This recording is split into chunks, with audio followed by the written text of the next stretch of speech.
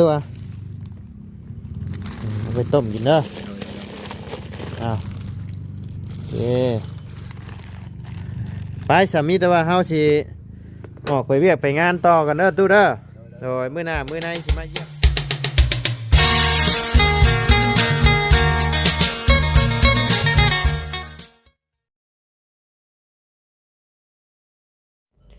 อ้าว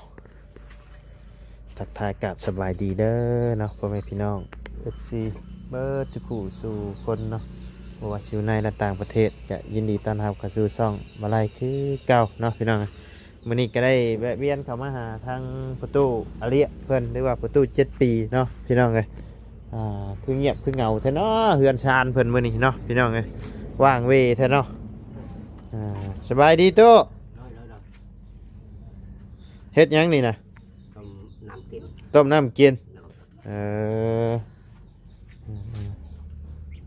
ก้นแล้วหรือว่ามันน่ะยังเอาไปทางมันเขาจะก่อนโอ้ไปทางมันเจ้าอยากก้นยังบ่ได้ก้นยังเออยังบ่ทันได้ก้นเนาะมันเนาะเป็นอะไรอยู่ดีมีแห้งอยู่บ่ฮะอยู่ดีมีแห้งอยู่เนาะ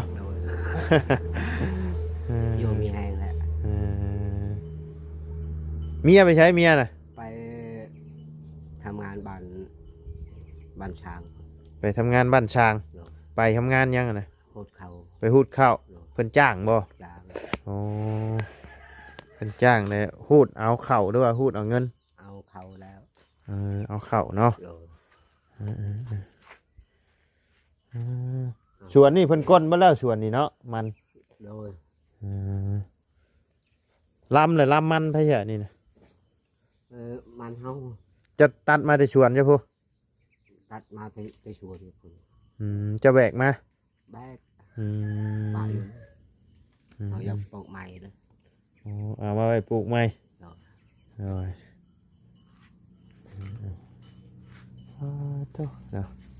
คือเงียบแทะเฮือนเจ้ามื้อนี้ไปใส่กันเบิดเลยไปบ่อะไรอยู่เฮือนบ่ได้อยู่เฮือน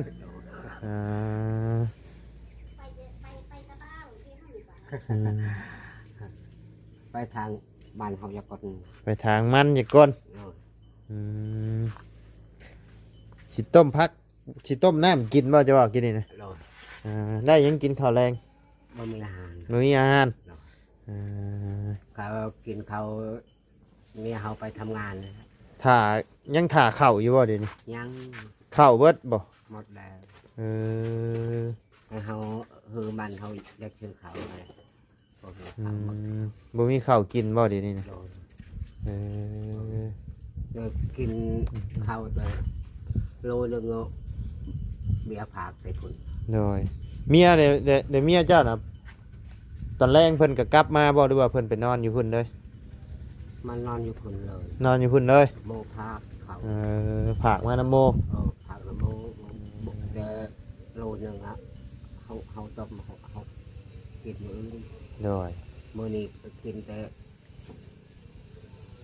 โลนึง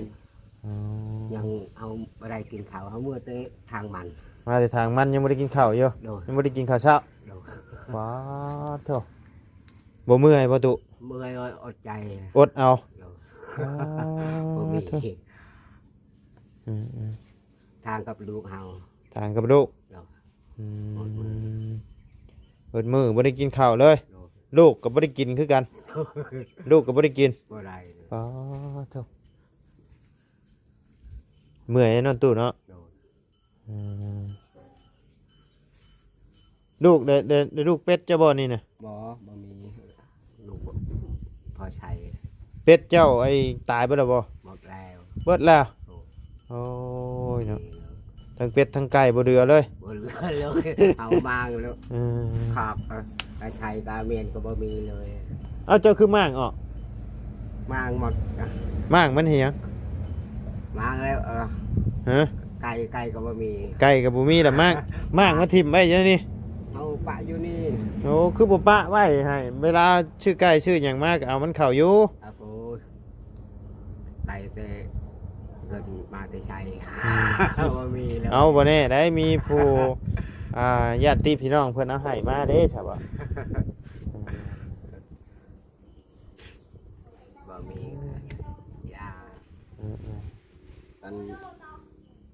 มันอยากอยู่คือมันไกลบ่ได้ตายแล้ว อืม ไกลบ้านนี่โอ้ย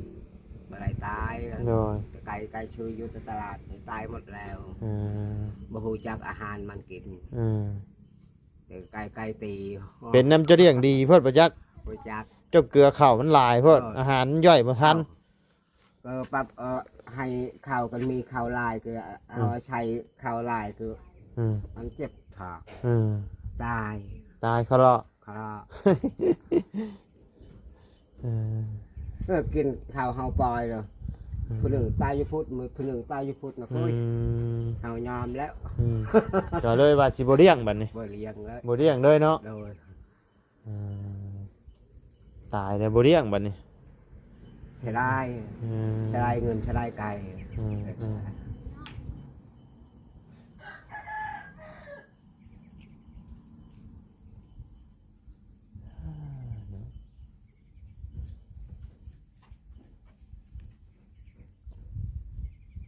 เมียไปได้จักมื้อแล้วเมียจะ ตามมือนี้นะ ชามมื้อนี้อืมเจ้าน่ะไปกู้มันบ่ไปทางเนาะ ทาง อืมบ่ได้ก็หาหมู่ไปช่วยบ่หรือว่ากลเอง เอาคนถึกราคาเพิ่นชื่อคือ5 โมงไปซอยนำ มันไม่ได้ถึกราคาดินี่ก็เขาทำเตเวียดโลหนึ่งเต1,000เอา กิโลละพัน โลละพัน อืมชวนเจ้ากะว่าสิได้จักล้านชวนเจ้า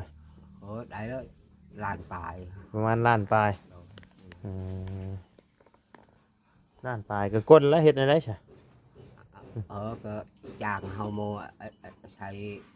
รถใหญ่นะ จ้างเขาอีก หนึ่ง อืม ผมไม่แบกก็พอทายอยู่เวียดโอ้ตายแล้ว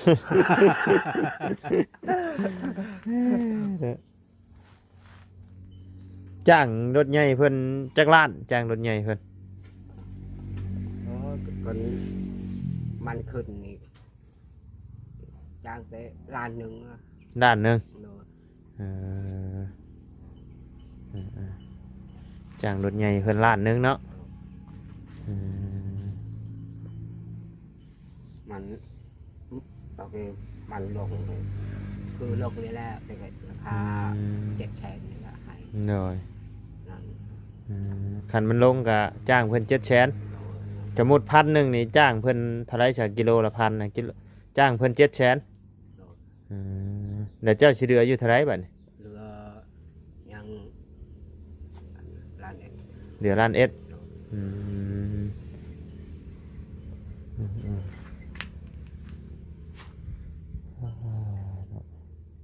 จะได้มีไผในเข้ามาหาชุมื้อนี้ประตู ว่ามีเลย บ่มีเลย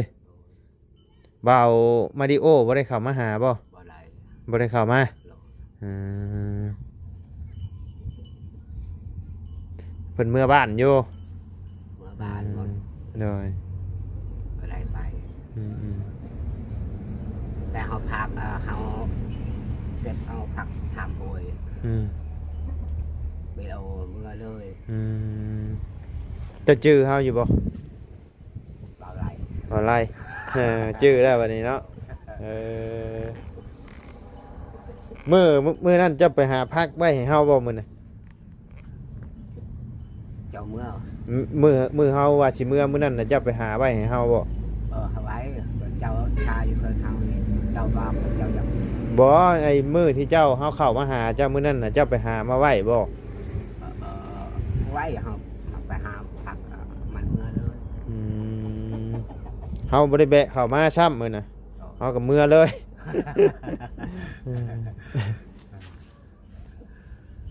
ข้าวมื้ออย่ามันค่ำก็เลยบ่ได้แบะ เดี๋ยวกันเจ้าบ้ากันเจ้าอยากเมื่ออยากกันพอเท่า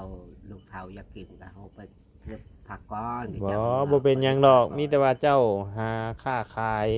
โนดบ่ยากดอกเฮานะหาไว้กินเด้อเจ้า เฮาคิดในเจ้าแล้วเบาจันเลย อืม ว่าเบาจันบ่ได้แวเงินเฮาจักทางใดว่ามันไปบ่มีเลย คิดฮอดบ่าวจันทร์บ่ โอเค เออ ทางไปแล้วนี่บ่เห็นทางดอกบ่เห็น บ่าวจันทร์เพิ่นก็ลงเมื่อวานนี่กับบ่าวบุญ กับว่าบุญ หน่อย หมดแล้ว เมื่อเบิดแล้ว โอ้บ่ เดือ เห็นทาง เดือเดือแต่เฮากับลุงเฮิมบ่าวเพิ่ง โดย หน่อยยังบ่ทันเมื่อ อ่า พังเบิ่งอีกจักมื้อสองมื้อก่อน โดย จังสิลงเมื่อเฮาก็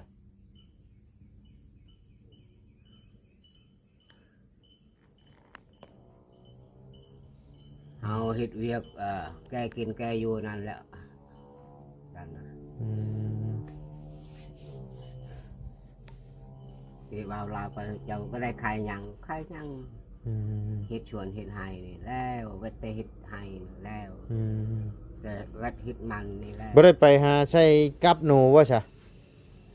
มื้อนี้ครับไปใช้แล้ว ได้อยู่บ่ โอ้ได้แต่ตัวหนึงแต่เปลี่ยนเขา อืม ได้นกทุกอยู่นี่ โอ้ใหญ่เนาะไปขายบ่หรือก็กิน อ้าวปีไปขายว่าบ่มีข้าวกินได้ขายแต่ ขายโตเท่าไรน่ะ 15,000 โต15,000 โล ว้า โลหนึ่ง15,000มันโลอยากเอา เอาไว้ขายให้เฮาเด้อมื้ออื่นเฮาสิเข้ามาเบิ่งเด้ออ่า กันเจ้าแหวกันถึก อืม มืออื่น เนาะ เจ้าแหว กันถึกเลยกันเจ้าอันเสียไปขายแล้วเอาไว้ขายให้เฮาเด้อตัว15,000โอ้ถึกแท้ เอา อืม ทำนั้นแล้วก็อยากได้ อืม 50 40ใครอยากเอา บ่คำมันใหญ่ชำคาเจ้านี่ก็ตัวละ4-50ก็โอเคอยู่ พวกช้ำนี้แล้ว อืม มันโนประชาติช้ำแพง อืม บ่ได้ไง อืม หมูกินมันใหญ่ ๆเลยปีนี้ได้อีกโตละปีนี้ ไปช้ำตัว 3โตไปขายเบิดเลย ขาย เจ้าของยังบ่ได้กินจักเทื่อ บ่ได้เด้อ โอ้กินน้ำแหน่เห็นบ่ก็ได้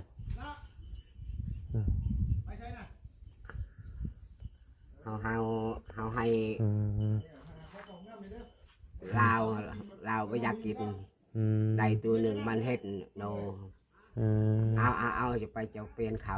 เออ แล้วเฮาบ่มีเด้อเฮา โด บ่ ย มีเขา อืม โดยแบบบ่มีก็ยา อืม เฮาเปลี่ยนเขาเฮา ไปเปลี่ยนข้าวติ โดยเปลี่ยนเขา แล้วก็หาใส่กับใส่หนูแล้วพอได้เปลี่ยนข้าวเปลี่ยนน้ำกินเนาะ งาน อืมเด้อ เปลี่ เด้ ย อน ใช้พอกินพออยู่นั่นแล้วเฮาหากิน เด้อ เราก็ไปได้เฮือนอยู่ได้เฮือนนอน อืม คนบ่ได้เฮือนอยู่ได้เฮือนนอนก็แบบทุกข์ยากแบบนี้ว่าบ่ได้ข้าวกิน เด้อ เขาก็เบิ่งเฮือนโมก นี่ยัง สบายเบิ่งเฮือนเฮาก็เที่ยงค่ำนี้ เดี๋ยวนี้ ได้ทุกข์ ใครแน่บัดนี้เนาะ อั มีแต่หาเงินซื้อข้าวเท่านั้นบัดนี้เนาะ อันนี้มาจะชื่อเขา อืม กินได้ลูกกิน โด ได้ ย รูหนึงกินรูหนึง อืม ได้แต่ก็อย่างหนึงกินแต่ก็อย่างหนึงแล้ว โดย เฮือนได้แล้ว อืม อันนี้ก็บอกกันบ่ได้เฮือนก็เฮ็ดแบบนี้โอดทุกข์ อืมอยู่ให้เจ้าบ่ได้ปลูกข้าวใช่น้ำบ่ใช่ตุ เฮาปลูกก็ยังบ่ได้เกิดเขานั่นน่ะได้เป้าเดียว ได้ข้าวเปล่าเดียว โอ้ เออบ่เกิดช่ำติได้ข้าวเปล่าเดียว ปีหน้าเฮาขึ้นภูทัก โดยอืม แล้วพวกมันทางให้ขึ้นภูแล้ว โดยอืม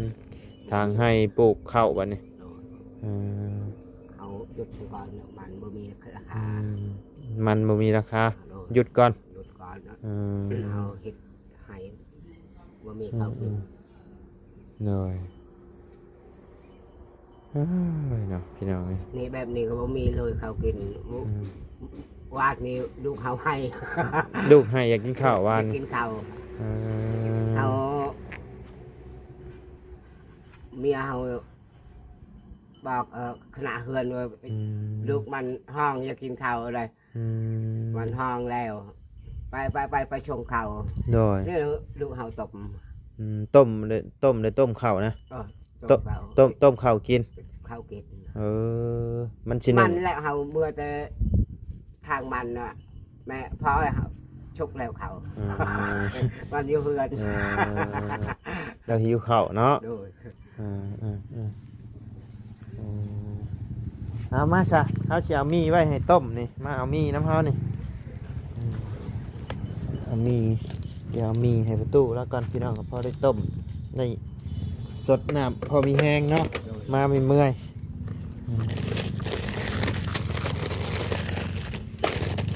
เอาตัว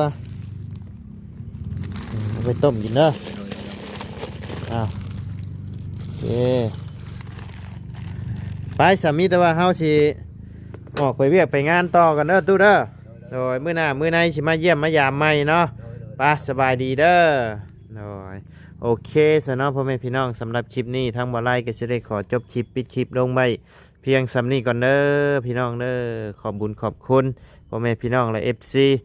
เบิร์ดทุกคู่ทุกคนเนาะที่เข้ามาติดตามและรับชมทั้งสองบ่ไล่เนาะสำหรับคลิปนี้ไปแล้วพี่น้องสบายดี